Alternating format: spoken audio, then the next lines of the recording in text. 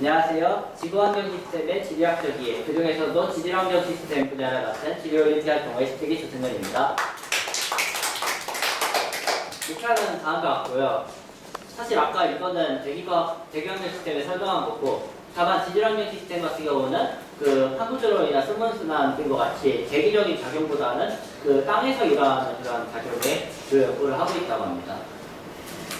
그래서 지구환경 시스템에서 주로 나타나는 것을 보면 판구조론 그리고 순문순환인데요. 판구조론의 안을 들여다보면 그 대륙이동설, 멘틀리대미설 그리고 판구조론으로 구분이 됩니다.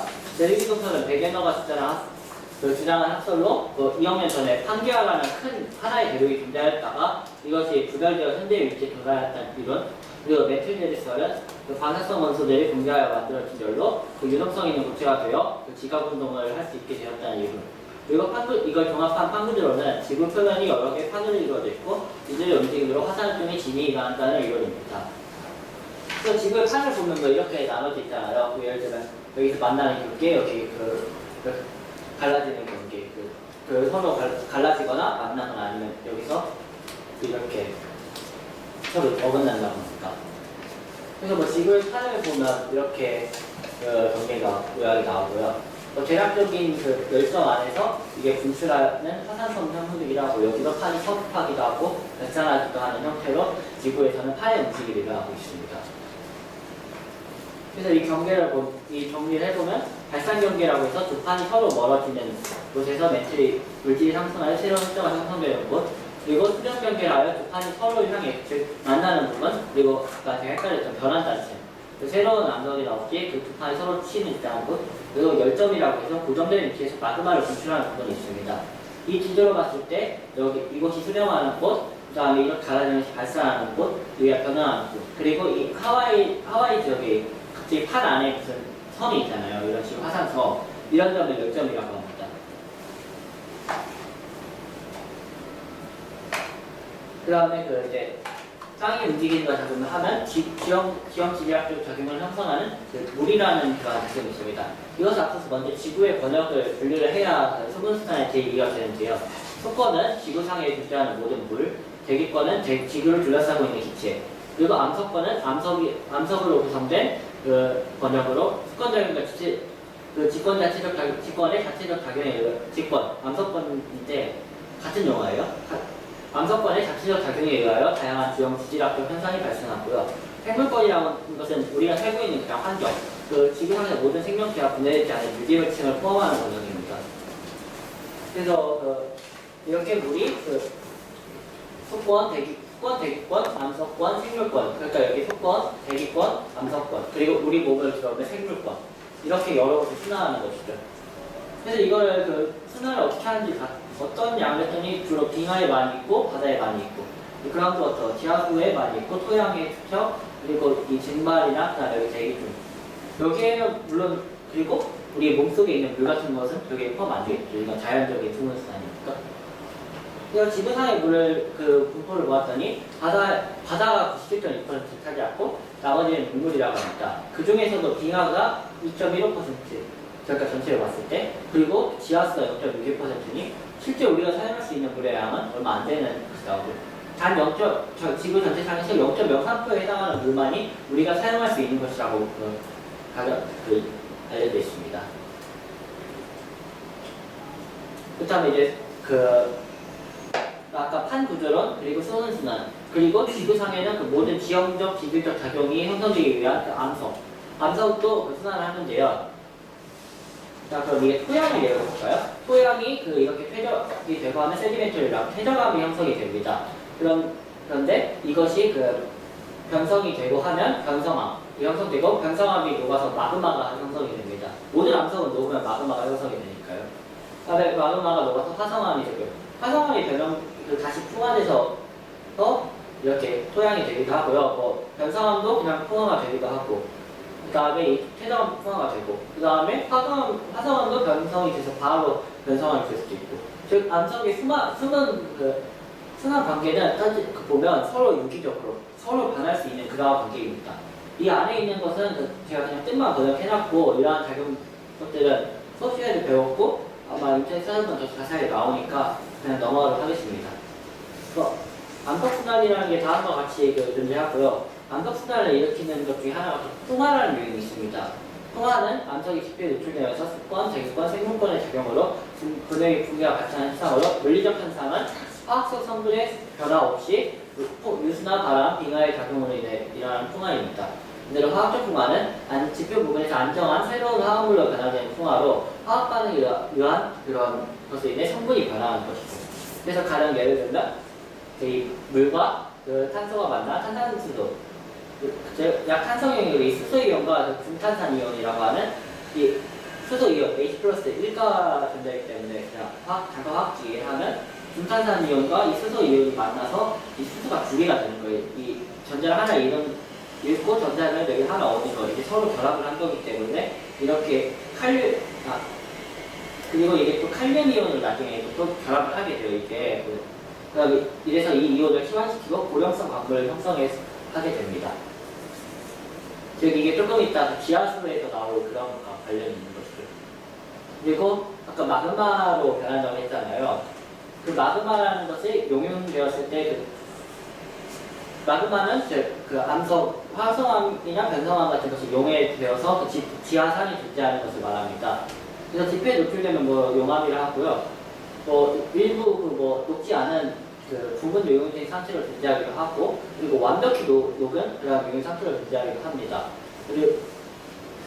근데 이 마그마라는 게 녹아서 액체가 돼야 되는데 이 지구 중심으로 갈수록 압력이 높아지잖아요. 그러다 보니까 이 압력이라는 거는 용융 온도를 증가시키기 때문에 지구 내부, 즉 우리가 멘틀에 들어가는 멘틀도 고체인데 갑자기 외액에 갔다가 액체로 했잖아요. 액체가 여기 있는 성분들은 온도를 못 견뎌서 액체가 됐다가 다시 그 안에 가면 철과 같은 고체 물들이 있게 돼요.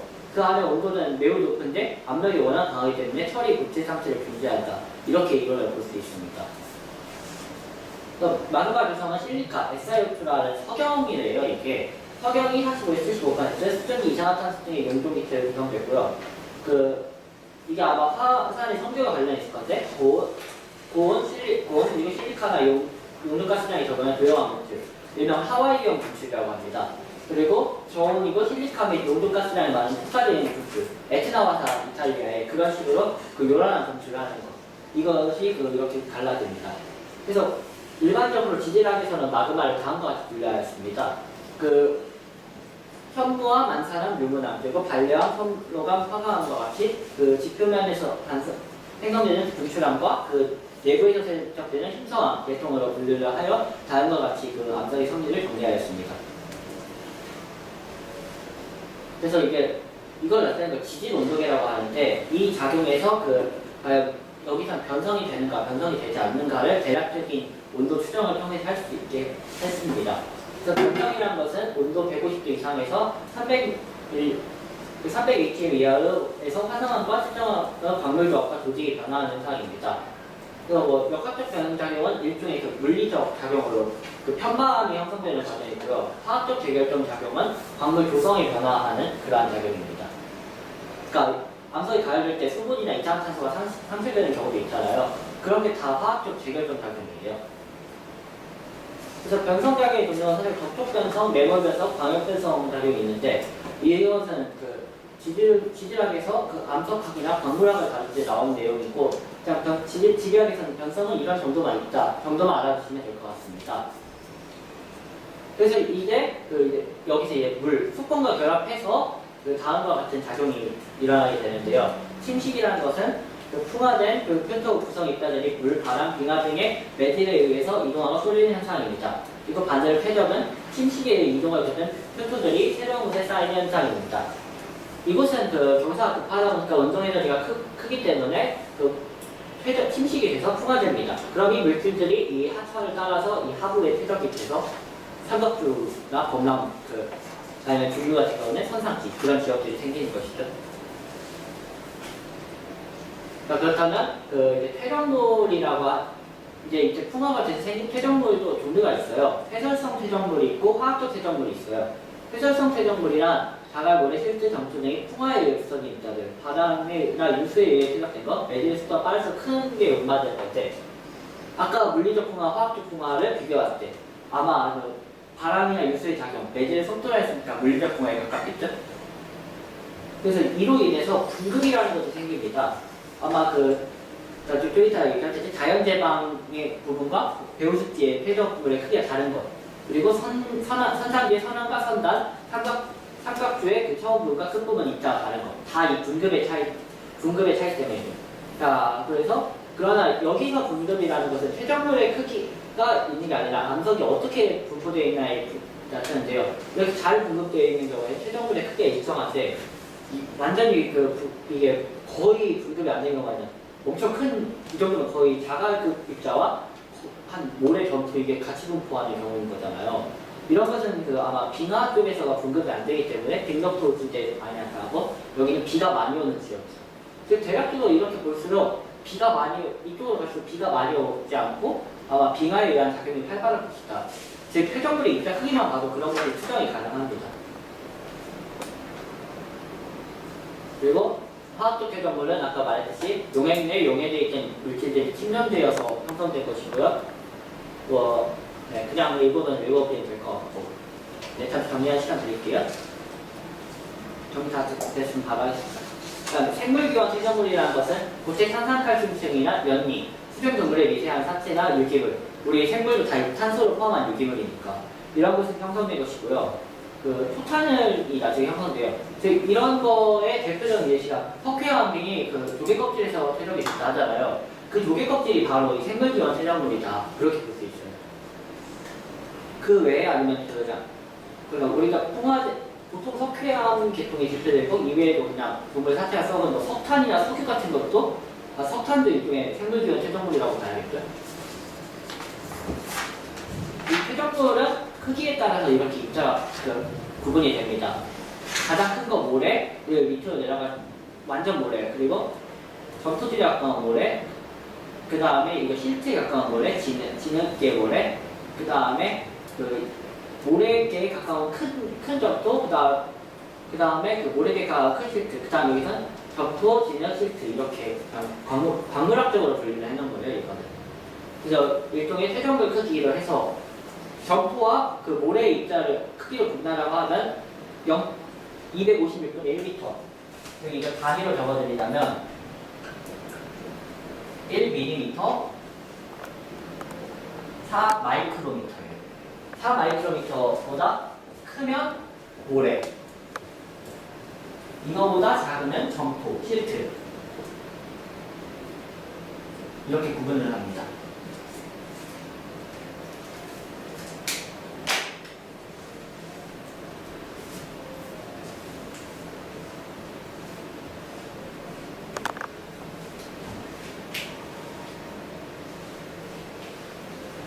그 안에 암석이 이게 고화가 된다고 하죠. 퇴적에 의해서 압력에 의해서 굳어진다는 걸 고화가 된다고 하는데요. 이러한 작용은 다져짐 작용, 교결 작용, 그리고 재결점 작용이 있습니다. 다져짐 작용은 위에서 눌러서 이 물이 이렇게 서로 결합한 것, 교결 작용은 이렇게 안에 있는 이게 물질이 굳어져서 형성된 것, 그 다음에 재결점 작용은 서로 연결된 부분이 합쳐져서 새로운 광물이 형성된 것. 이렇게 구분할 수 있습니다. 그래서 아마 여러분들 수업 시간에 약간 암석 얘기 나오면 여감사암 그런 이야기 하시죠? 선생님들이. 여감이라는 것은 자갈, 지름 2mm의 수정물, 그리고 사암은 모래가 퇴적된 것입니다. 그리고 실트는 실트와 같은 특정. 아까 제가 최종물 크기 이야기를 한 게 이거 구분할 때 쓰는 그런 거예요. 그래서 여감 같은 경우는 주로 강여감이라 해서 암석을 보면 이렇게 있으면 여기에 무슨 돌이 크게 튀어나와 있고 갑자기 이렇게 들어가 있고 각이 큰 암석들을 강력감이라고 하고요. 이 경우는 아무래도 투하가 안 됐으니 그게 남아있는 거니까 원마도가 작을 수밖에 없죠. 그리고 사암은 모래의 성분이 석영, 실리카이기 때문에 석영이 의사를 나타날 수밖에 없고요. 그 다음에 실트암이라고 해서 이건 일반적으로 셰일이라는데 셰일계 아무튼 셰일과 이암 이 두 개가 사실 실트암으로 분류가 돼요. 그래서 가는 암석이나 광물 조각이 퇴적된 것으로 실트암이 퇴적되면서 바닥과 나란하게 놓여진 환상 모양을 쪼개진 방리성을 가진 게 셰일, 그리고 방리성이 없는 게 이암입니다. 자, 저런 저게 셰일이라는 계통이 이게 운모라고도 보는데요. 이런 식으로 그 육각형 퇴적 입자들이 함께 이렇게 퇴적돼서 침산구 갈라질 때 침산구조로 갈라지는 것이 셰일이고 그 아닌 것들은 이구조입니다. 그래프분들은 지금 보고 그러셔도 되고요.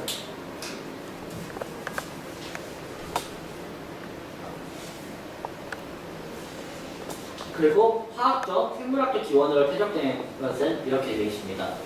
소금과 석고암이라고 하는 건데요. 이 석고암은 단순히 황산과 칼슘 만난 대통의 암석이 물과 만나서 침적된 것입니다. 그래서 석고가 형성되죠. 석고, 소금, 암염이라고 하죠, 이런 거를. 그래서 탄산화철은 분사 등의 광물이 들어있죠. 소금은 우리 가정용으로, 그리고 석고는 산업용으로 많이 쓰이고 있습니다. 석회암은 이게 해양생물의 껍질과 굵게 고화되어 만들어졌어. 그 보았을 때는 생물기원 퇴적암인데 실제로 암석이 포화돼서 만들어진 걸 보면 화학적 퇴적암이기 때문에 약간의 중립적인 성질을 띠게 됩니다. 그래서 그냥 이거는 암석의 분류를 해서 나타내는 것이고, 석탄은 생물기원 퇴적암의 토탄이 고화되어 형성된 퇴적암입니다. 네, 그렇다면 이제 우리 지구 환경 시스템을 이해하기 위한 기초적인 요소를 알아봤고요. 이제 각 이론에 대해서 제가 자세히 분류한 기준에 대해서 설명해드리겠습니다. 먼저 풍화된 물질의 최종 산물, 토양이라는 것에 대해 알아보겠습니다. 먼저 사실 이게 다 포함되면 메골리스라고 하는 토소가 형성되는데 이거는 사실 지질학적 요소니까 따로 설명하지 않겠고 그냥 토양의 뭔지만 알아볼게요. 분해 생물체에 의해 암석이 풍화를 받아 변질된 물질로 광물, 유기물, 물이 공급의 복합체입니다. 보통 구식물질이라는 양토계통으로 공급이 되어 있고요. 공급이라고 해서 토양 내부의 조직 구멍을 통해 유기물 산소가 공급됩니다. 그리고 물도 공급되고 이 조직의 모양에 따라서 토양이 얼마나 비옥하지 않은지 결정되고요. 토양이 형성될 때는 모함물질이라고 해서 석회암 같은 경우에는 불의 껍질의 생물기원 물질, 그리고 사암 같은 경우는 모래, 명암 같은 경우는 자갈, 이암이나 셰일의 경우 점토질 물질 등 이런 물질들을 모함물질이라고 하고요. 이 물질들이 그 지역에 그대로 퇴적된 것은 정적표라고 하고 이동된 것은 운적표라고 합니다. 주로 이거 같은 경우는 빙하에 의한 지역이 운적표겠죠 아마. 반대로 정적표는 비도 많이 안 오고 그대로 있는 사막 지역이 아마 정적표가 될 것입니다.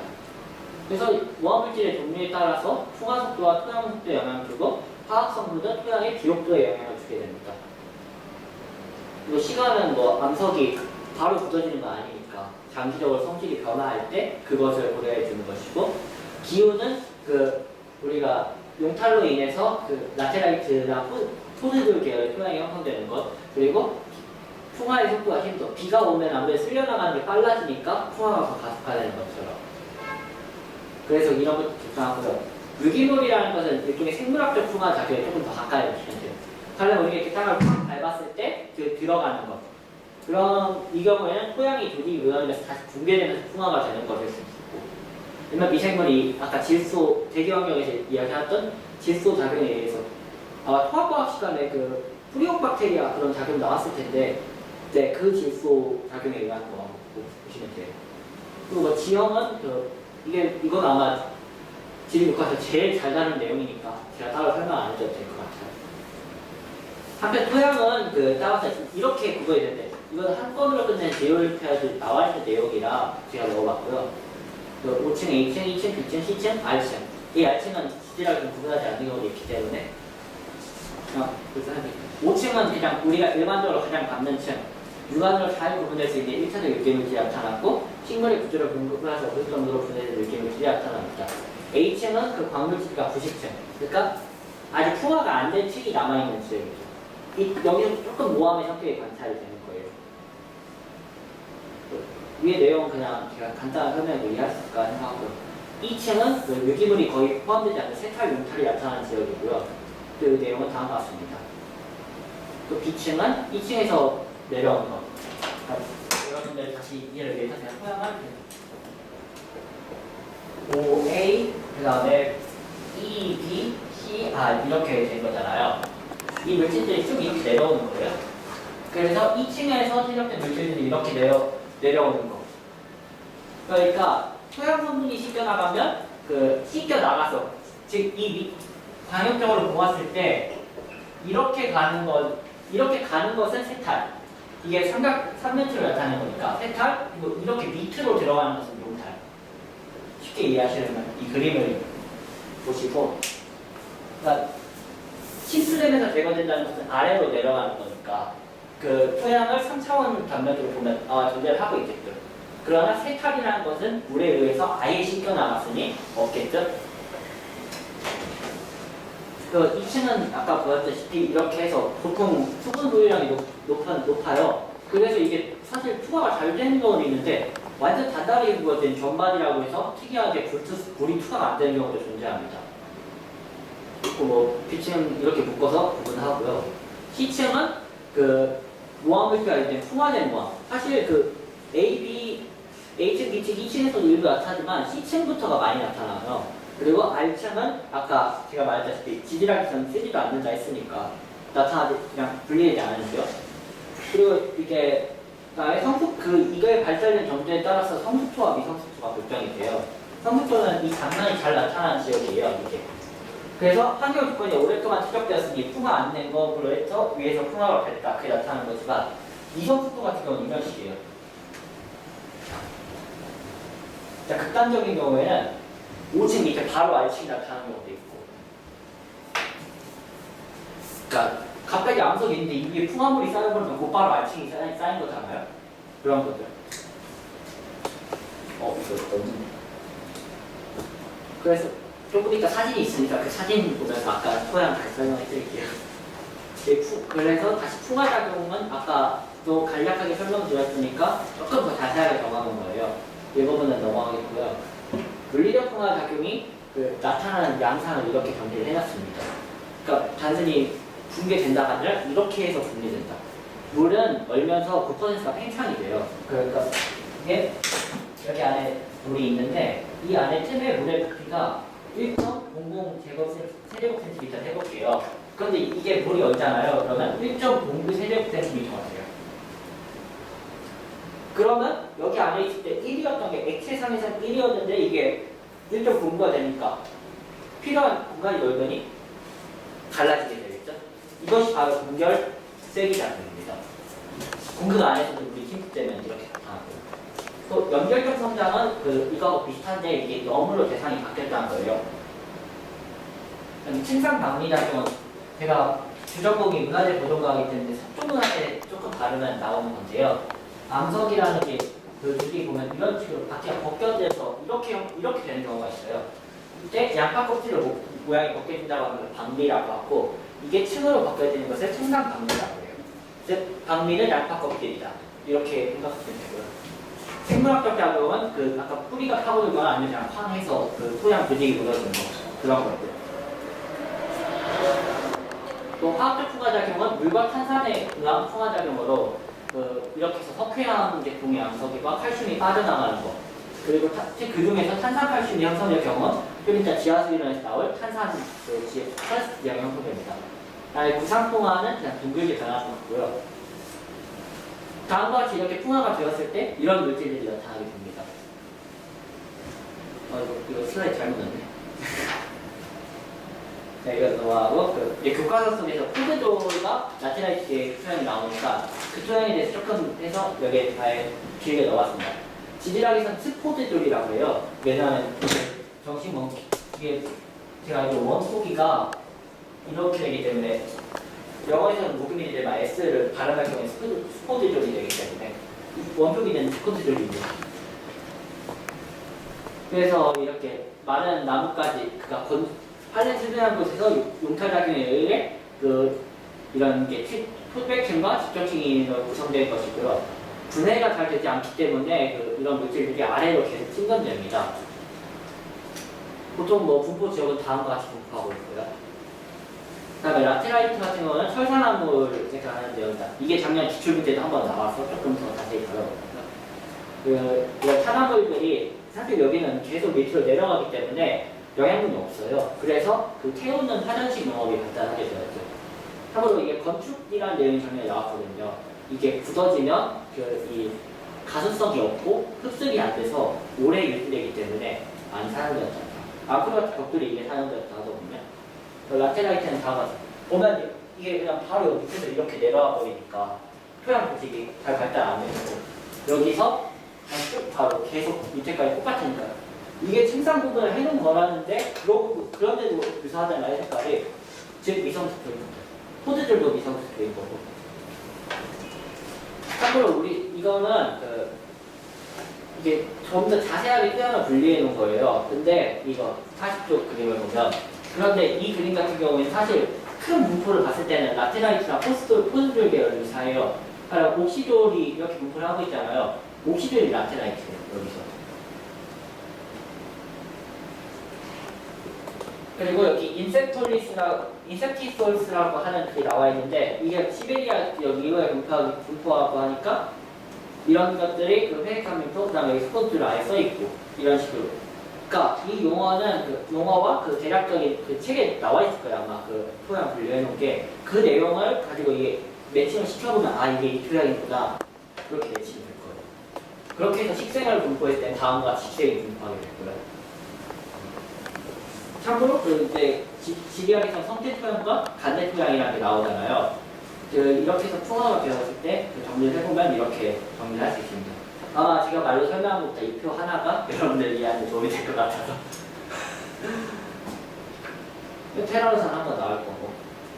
네, 일단 암석은 그 토양 끝났고 바로 수문순환 다시 넘어갈게요. 수문순환은 뭐 사실 아까도 얘기를 했고 유수라는 것을 정리할 때 판상류와 세류라는 것이 있어요. 판상류는 초기 나타난 지표 주로 상류에서 주로 발생하는 것이고 세류는 이게 모이고 모여서 하계망이라고 하잖아요. 하계망이. 그래서 1차, 2차, 3차 이런 식으로 분류하는 것처럼 이렇게 모이는 것이 하계망이라고 보면 돼요. 하계망. 그래서 이게 판상류 그리고 여기에 모여서 세류.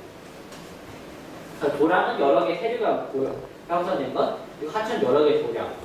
규모에 상관없이 모든 물질이 있고 강은 많은 지류를 갖는 것. 그러니까 우리가 보통 구분 안 되는데 실제로는 이렇게 구분을 짓는다고 합니다. 하천의 유역과 분수계는 이렇게 그 지질학에서 사실 분수령과 분수를 다르게 보는데 내가 그래서 적어놨어요. 지리학에서는 그냥 분수령은 그 분수계다. 산의 경상도에 의해서 물이 흐르게 구분되니까 그냥 그렇게 생각하시고요. 이게 그 지리적인 문화 그런 걸 나타내는 것이고요. 이 경사에 의한 침식작용, 에너지에 의한 게 달라지기 때문에 나타나게 되겠죠. 또 뭐 하천의 수계는 다음과 같이 구분을 하였습니다. 이거는 제가 그 책에 나온 것도 살짝 말을 조금 더 전문적인 용어를 쓴 거기 때문에 아마 책 보면 이해되실 거라 생각해서 넘어가겠습니다. 여기가 지금 분수계이고요. 여기를 해서 이렇게 모이고 산을 타고 모여서 여기에 경사가 바뀌면 여기에 선상지가 아마 형성될 거예요. 그리고 여기에 아울렛이라고 하는 기수역, 민물과 바다가 만나는 곳, 여기에 선상지가 형성될 거고, 선상이 아니라 삼각줄, 네, 형성될 거고, 이렇게 죄송합니다. 하계망이라는 것은 아까 말한 것이고요. 이 기반함의 종류에 따라서 물이 어떻게 결정되는지에 따라 달라지는 거예요. 이거는 제가 말로 한 것과 끝에 사진을 실어놨기 때문에 그 사진을 바탕으로 어떻게 구성이 되어 있는가. 그러니까 젠트리 이게 승계망, 그 다음에 패럴렐 이게 방사상, 그 다음에 여기 트렐리스, 렉탱귤러 이런 식으로. 근데 우리가 영어를 적어놨어야 했는데 PPT가 빠졌네요. 그래서 대략적인 모양을 보고 해도 그런 것 같긴 해요. 인터넷을 조금 더 검색했을 때 제가 빠진 내용들은. 그리고 하천의 흐름은 그리고 측류와 난류라고 해서 하는데 이게 그 측류, 이게 난류. 측류를 그다음 근데 여기 주변에서는 주로 침식되는 지점에서 측류가 나타나고 이렇게 그냥 평야한 지점에 난류가 나타나기 때문에 측류의 모양에 따라서 그 하천이 침식이 얼마나 되는지가 구분이 될 수 있어요. 유속에 영향을 주는 이렇게 그 유속 그리고 물이 흐르는 형태를 결정짓는 것은 이 굽의 횡단면 형태, 거칠기, 하드 유량인데요. 굽에는 뭐였죠? 영산강이 구배가 낙동강 구배보다 급하다 뭐 어떤 그런 식으로 하천의 경사가 나타낸 거. 그 다음에 하드 형태는 우리가 일반적으로 지형도에서 보는 그 지도. 이 윤면이라는 것은 사실 뭐 이렇게 했는데 이거는 그냥 하천이 얼마나 휘었나 보는 것이고, 그 다음에 그 하도 크기, 거칠기, 그 다음에 유량, 이거는 그냥 일곱이라고 넣으면 됩니다. 그래서 실제로 변화가 보았을 때 그냥 이런 식으로 좀 이게 그냥 윤변을 통해 정리를 한 건데 그냥 이 하천이 깊을수록 정해진 시간 동안 물이 흘러가는 레이쇼 이게 커지기 때문에 실제 이렇게 할 경우 여기서 유속이 조금 더 빠르게 나타나요. 그 면적을 좁아도 하천이 깊기 때문에 상류 부분이 유속이 빠르게 나타나는 이유가 바로 면적이 좁지만 깊게 파이는 것 때문에 유속이 빠를 수밖에 없어요. 그 다음에 침식의 유형을 보면 가끔, 연마, 부식이라는 이러한 여러 개의 작용이 있고요. 이 부분은 그냥 바로 자세하게 써놨으니 그냥 읽어봐주면 될 것 같습니다. 참고로 하천이 떠갈 때 이렇게 기어가는 것, 그 다음에 이 물로 아예 입자가 나가는 것, 그 다음에 이렇게 튕겼다 해서 하는 것, 그리고 이건 아예 용해된 것. 그래서 이런 식으로 용액이 형성돼서 만들어진 게 일종의 돌리대 같은 지형들이 바로 이렇게 파이면서 만들어진 거예요. 그러니까 물이 과거에 흘렀잖아요, 이 상부를. 그러면서 이 트랙션의 이 핑진 작용에서 넣었다 뺐다 넣었다 뺐다 하는 물을 하면서 그리고 이 안에서 돌면서 이렇게 지형이 만들어졌어요. 참고로 하도는 이렇게 종류에 따라서 분류를 할 수 있고요. 참고로 충격 하도와 안반 하도를 구분할 수 있는 방법이 있는데 지도에서 보았을 때 안반 하도는 가령 이런 식으로 지도가 있다고 하면 안반 하도는 똑바로 흘러요. 그러니까 암석이 흐르기 때문에 암석 위를 흐르기 때문에 반면 충격 하도는 물로 흐르는 거기 때문에 그 하천이 구불구불한 거죠. 즉 그 하천의 모양만 봐도 이곳은 어떻게 이루어져 있다 추정이 가능해요. 그러니까 여기 안반하도면 수직에 가까운 패턴 그리고 풍적하도의 경우에는 구불구불한 자유분할선에 가까운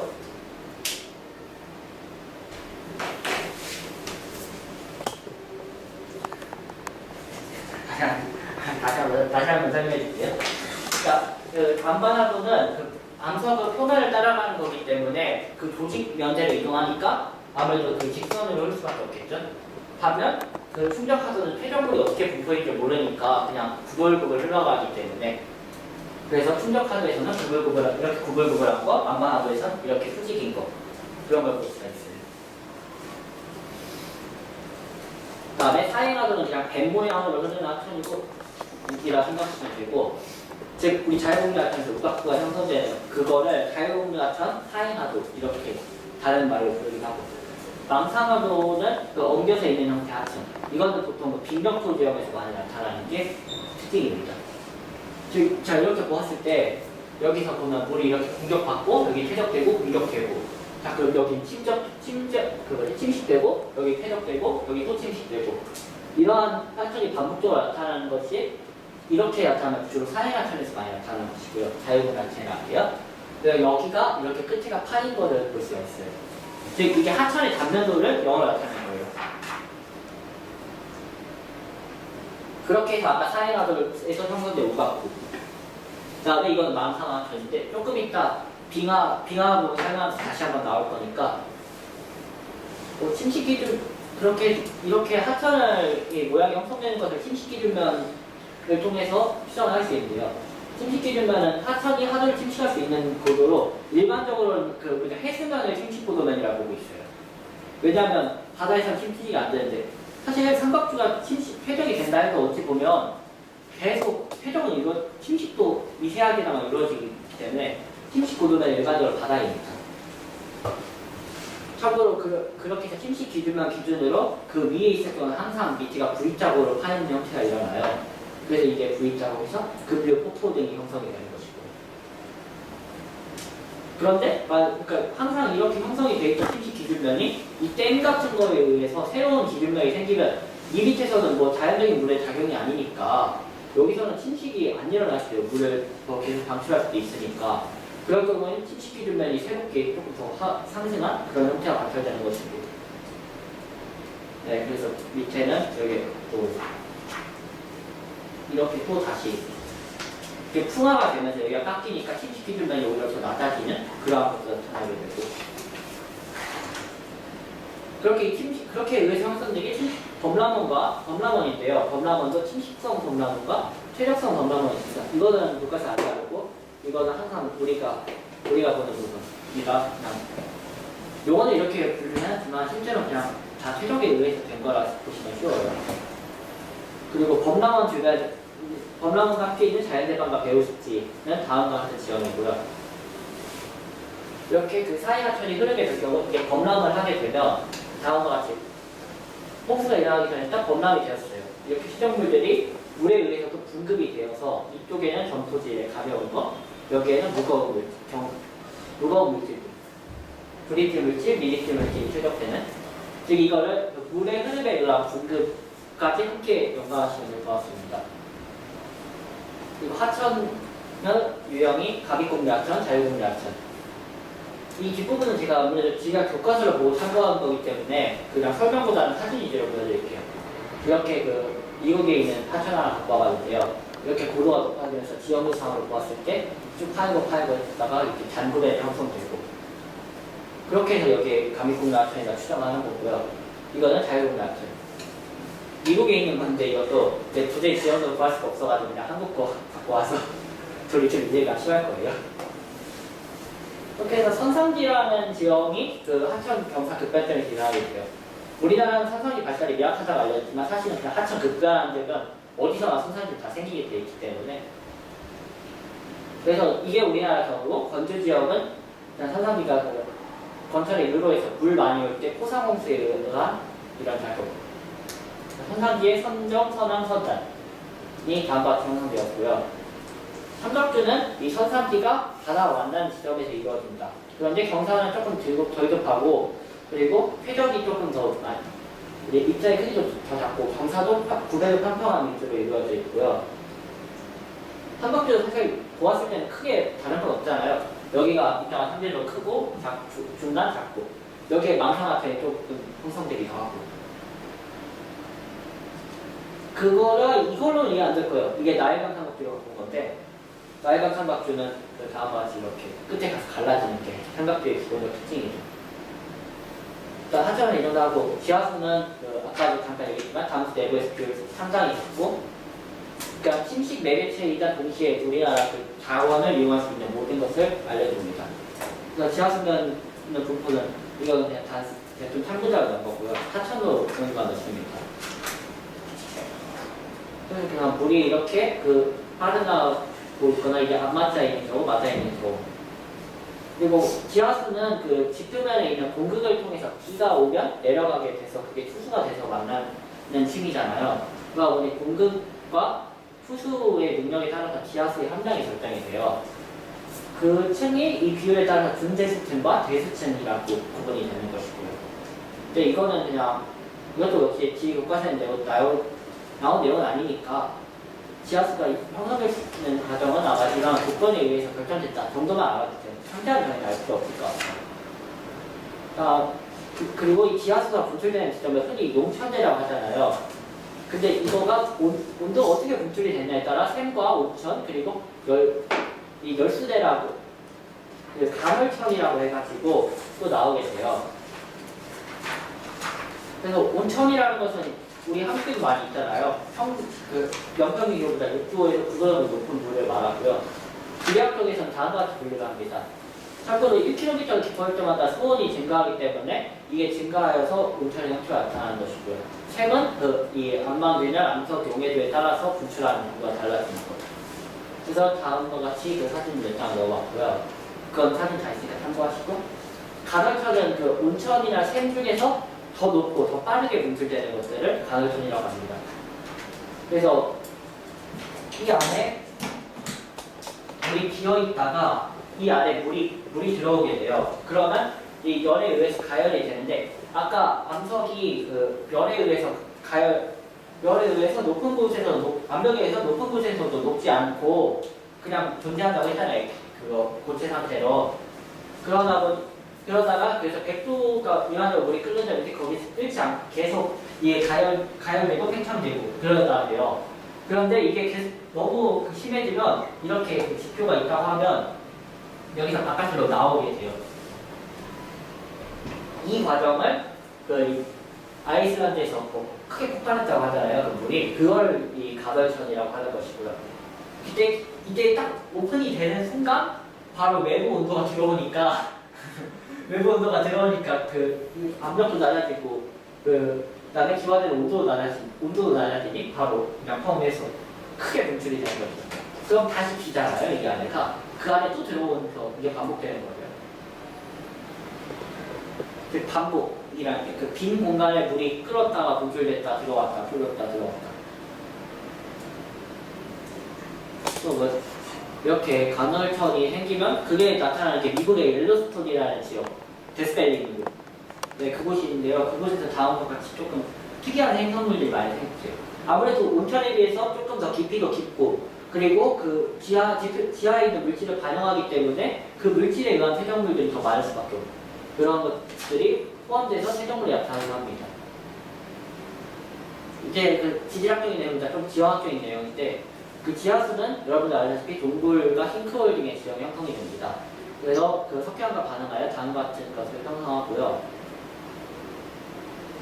동굴은 그 산성인 지하수가 그 암성의 전리, 침리령과 같이 연약한 부분을 따라 유동하게 되었다가 이 구멍이 크게 형성된 지형입니다.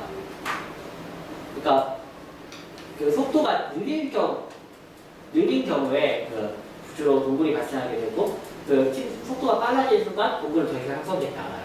왜냐하면 그 지하수가 침식이 빨라지면 지하수가 그만큼 빨리 닳기 때문에 더 이상 형성이 될 수 없습니다.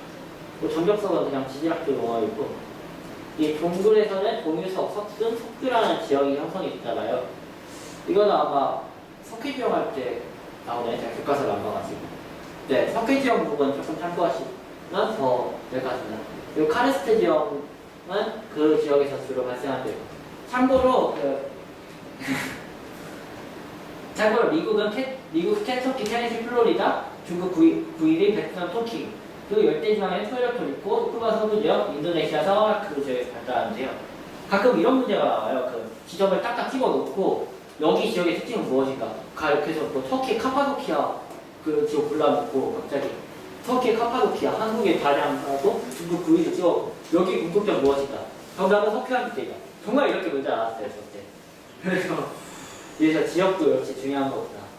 참고로 그 이렇게 형성된 모든 지역은 싱크홀이라고 합니다. 좀 익숙했을 수도 있는데 싱크홀은 그냥 그 얼마 전에 지질학계에서 통일을 했대요. 그냥 지질학에서만 쓰이고 우리 그 건물 9호선 했다가 그 땅 파였다 했잖아요. 그건 그냥 공동이다. 그렇게 정의를 했대요. 그 싱크홀에 의한 지형들이 돌리네, 우발라, 테라로사라는 지형이고요. 그래서 카르스트 지방, 아드리아의 카스트라는 겁니다. 카르스트 지방, 일본 야마구치 아키오사다이, 한국 단양 메코 지역. 이 세 곳도 진짜 이 세 곳도 찍을 수도 있으니까. 그 다음에 카렌과 타카르스트라는 지역이죠. 타카르스트는 그냥 부인에서 보다 큰 그런 탑이고, 카렌은 그게 조금 다요. 이렇게 물이 흐르다 보면 여기 사이가 조금씩 존재하는, 여기 사이가 좀 좁아지는 경우가 존재하게 돼요. 이 지역을 카렌이라고 해요. 제가 한자 이상이 되어서 많이 피곤한가 봅니다. 다들 좀 어려운 내용이라 그런가. 그래서 여기에 석회 동굴 형성, 여기가 지하수면, 그리고 여기에 석유, 석순, 중유석, 이 돌리네라고 하는 지역과 이게 연결되면 우발라. 참고로 이 모든 파이 지역은 싱크홀. 싱크홀이 이게 교육과정판이 잘 빠졌다고 알고 있는데, 그래도 아마 그렇고, 그래도 통치학 용어기 때문에 넘어갔고, 실제 지형은 이렇게 사진으로 보시면서 이해하는 게 좋아요. 말로만 설명해봤자 다 이해 못하는 거예요. 머릿속으로 그려도 실제로 다 이해가 되니까. 이제 그 세계지리에서 좀 상당히 어려운 부분이 빙하 분야에 대해 설명을 드릴게요. 잠시 여러분들 좀 하는 동안 저는 이거 지우고 강의 진행하겠습니다.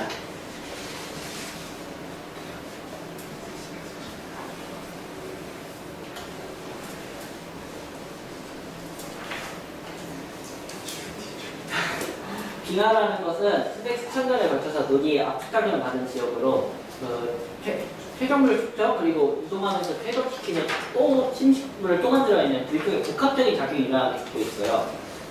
여러 종류가 있는데 먼저 북빙하를 보면 고산지대에 존재하는 빙하를 총칭하며 주로 그 밀자국 같은 그런 그 하천이 흐르면서 형성된 빙하 지형들을 만들어요. 그래서 이렇게 지류도 만들게 되고 빙상은 그냥 곡빙하 위에 좀 큰 거, 패딩은 우리 북극 지방에 불 얼면 만들어지는 거고요.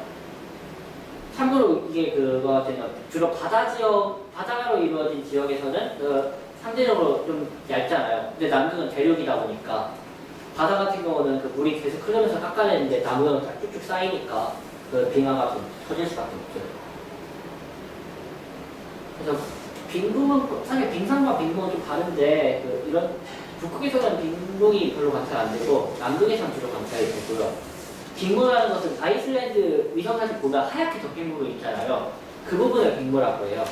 그리고 이 부분을 따라 흐르는 게 분출빙하고요. 탈곡빙하는 주로 우리가 산사면 따라 흘러내는 아까 바람 이야기했잖아요. 이 낙하풍. 그 낙하풍과 관련된 빙하가 바로 탈곡빙하예요. 이렇게 흘러내면서 여기 따라서 바람이 또 흘러내리게 됩니다. 그게 빙하풍이에요.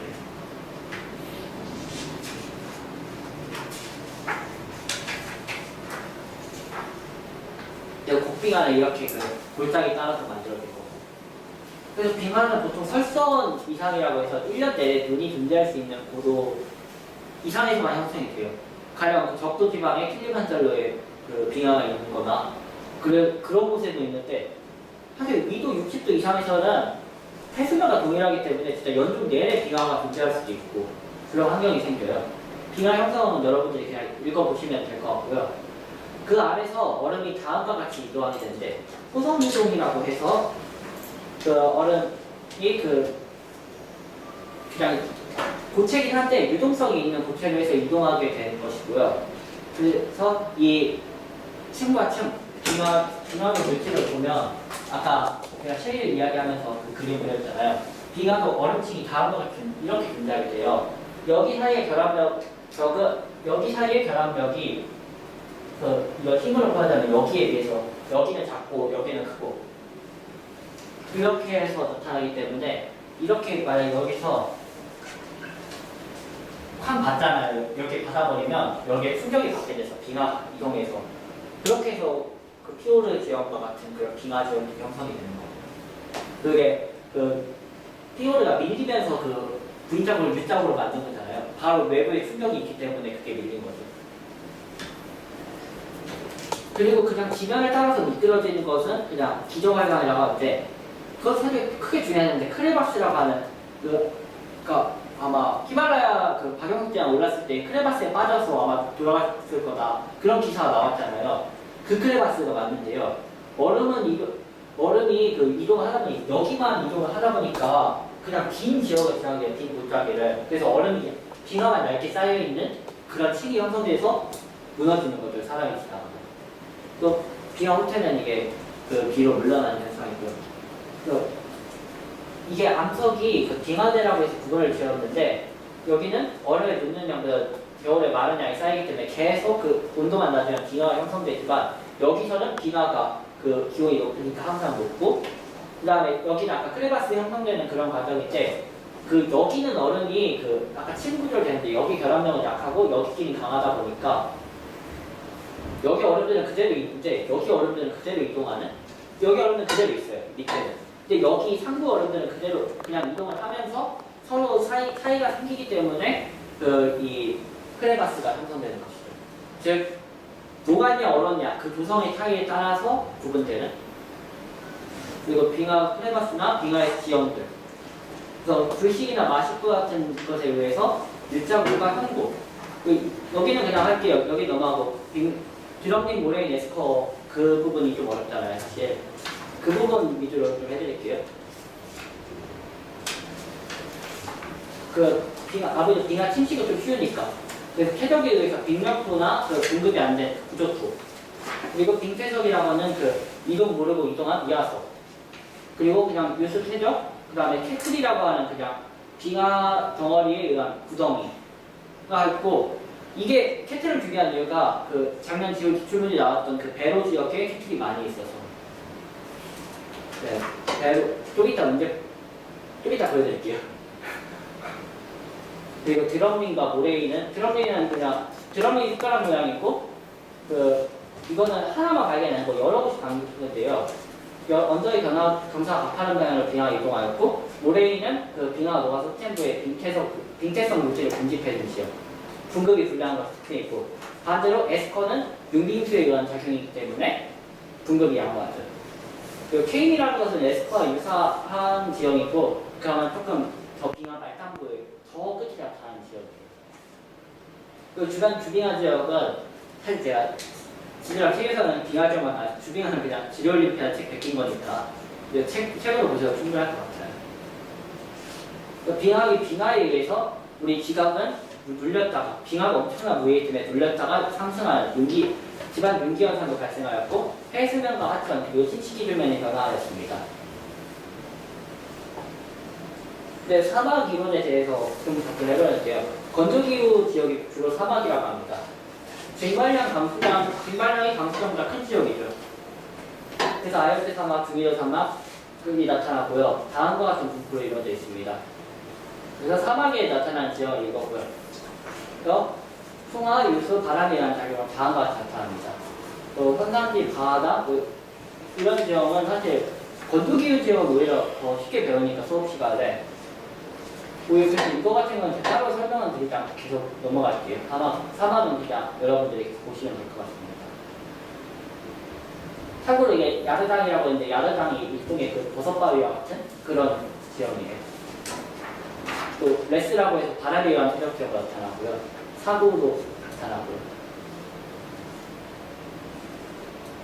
사고의 모양은 제가 설명한 그 자체로 설명이기 때문에 설명을 참고하시고요. 해안 내 기본 지형은 해안, 연안, 그 다음에 전안, 후안. 이것은 말로 하는 것보다 역시 그림으로, 뒤에 그림으로 제가 설명할 거고. 파란과 연안류? 연안류 부분 조금 해드릴 건데, 팔산의 유입되거나 곳에서 떨어져 온 모래에 의해서 퇴적된 그 지형으로 실제 작년 기출에서 연안류 가지고 지형 추정하는 게 나왔어요. 파도가 급전이 돼서 연안 평행류와 같이 이렇게 평행하게 모래가 퇴적되는 것도 많지만 역방향으로 해서 해운대에서 이암대교와 피가 발생하듯이 그런 지역가 나타났고요. 파도에 의한 침식장은 사실 이러한 이유 때문에 나타나는 거예요. 해안선과 스피카가 움직이기 때문에 증가하고 있는지 아니면 빠져나가고 있는지 결정하고 이 에너지가 증가하는 경우는 퇴적물의 양이 많아지기 때문에 모래를 기초로 들어오게 됩니다. 해안 침식장은 아마 이건 세계 지식도 다르고 한국 지식도 다르니까 더 잘하실 것 같아요. 그리고 씨앗이라는 게 사실 조금 그냥 형성되었다 아니면 시스템이 그냥 따로 떨어지거나 했는데 오히려 단순하게 생각하면 아치 두분이 그것도 혼자 나오니까 그것도 어찌 보면 시스템일 수도 있고 그렇게 형성되겠죠. 반대로 퇴적자 지형은 사실 만입부 주요로 발달하고 침식은 헤드랜드 골프원을 발달하고 하비는 그냥 일반적인 해변, 사부는 그 사비의 모래가 형성되고 건조 지역과 유사하고요. 갯벌은 부수간만의 큰 지역. 그리고 사주는 그 연안류의 파란 작용에 따라 모래가 평행하게 퇴적된 지역. 육개수와 육개사주는 다음과 같이 볼 수 있고, 석부는 이거는 이렇게 파인 지형에 물이 공급되고 여기에 사주와 사주가 형성돼서 형성된 거. 해안은 아마 이수해안, 서해안은 침강해안이고 동해안은 이수해안을 배워줬을 텐데 고교상이 그런 걸 배워줬어요. 실제로는 서해안도 일부 연기 증거가 있기 때문에 그래서 침수해안은 그냥 전 리아해안이라고 하겠습니다. 리아스틱 해안, 피오르 해안 이것이 지도를 만나요. 네, 이것도 그냥 여러 지도를 보면서 해안선을 평가하면 되고 지형도는 이렇게 모시기로 했고 대학년에 이게 나올지 모르겠어서 제가 지금 최근에 있길래 넣어는 봤어요. 대항도가. 네, 대항도 부분은 그냥 정리만 해놓네요, 우리가. 네, 대항도는 다 이렇게 하고, 열국대 부분만 설명해드릴게요. 동아프리카가 땅이 갈라진다고 하잖아요. 그것이 바로 네, 추가 자료로 볼게요. 네, 미리 말을 못 드렸네요. 제가 프린트물을 또 드렸거든요. 그 프린트물 자료 보고 계시죠? 동아프리카 열국대가 형성, 그리고 홍해와 대서양 다 바다가 갈라지는 지역에서 형성되는 것이고요. 좀 가까이 바로 화산하는데 화산 이류에 의한 피해가 나타나는 지역을 하기 위해서 화구 화산, 그리고 분화구, 기생화산, 칼자산 지역을 정리해놨고 신상화산, 금상화산 등 모양에 관련된 내용과 그 다음에 분석구, 곡성화산 이거 그러니까 우리 순상 공상만 배우는데 이게 조금 더 다양한 모양으로 다음과 같은 산이 나오기 때문에 그런 모양들은 산의 모양을 통해 아마 사진으로 보면서 나올 거기 때문에 인터넷에 그 분석구나 곡성화산 치면 바로 어떤 산이 뜰 거예요. 그런 산들의 모양 보면서 해야죠. 네, 그 다음에 화된 일은 다음과 같고 질문은 좀 이따 그거 하면서 한 번에 받을게요. 네, 강의 마치겠습니다.